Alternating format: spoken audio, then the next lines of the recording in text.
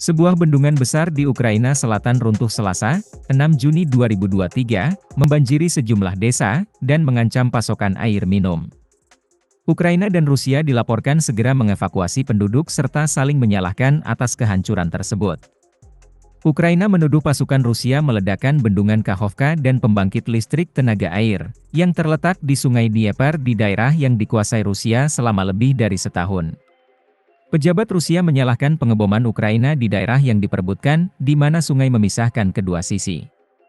Hingga berita ini diturunkan tidak terdapat laporan cedera atau kematian.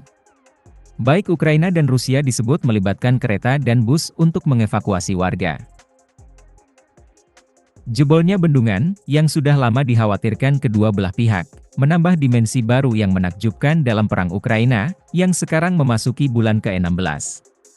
Pasukan Ukraina secara luas dilaporkan bergerak maju melalui serangan balasan yang telah lama diantisipasi di sepanjang lebih dari 1.000 km garis depan di timur dan selatan.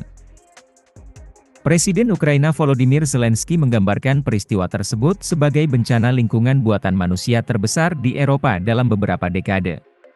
Zelensky menuduh pasukan Rusia meledakkan bagian dalam struktur bendungan pada Senin dan mengatakan sekitar 80 pemukiman berada dalam bahaya.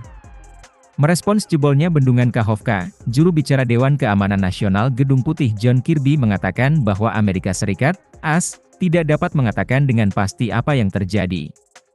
Dia juga menolak menilai dampak serangan balasan Ukraina. Ahli mengungkap kemungkinan lain selain serangan, jebolnya bendungan Kakhovka bisa jadi karena memang terjadi kerusakan. David Helms, seorang pensiunan ilmuwan AS, mengatakan bahwa tidak jelas apakah kerusakan itu disengaja atau kelalaian oleh pasukan Rusia. Kedua belah pihak memperingatkan bencana lingkungan pasca jebolnya bendungan Kakhovka, yang sebagian disebabkan oleh kebocoran minyak dari mesin bendungan dan lahan pertanian yang kehilangan irigasi. Kementerian Dalam Negeri Ukraina mendesak penduduk 10 desa di tepi barat Dnieper dan sebagian kota Kherson untuk mengumpulkan dokumen penting dan hewan peliharaan, mematikan peralatan elektronik, dan mengungsi.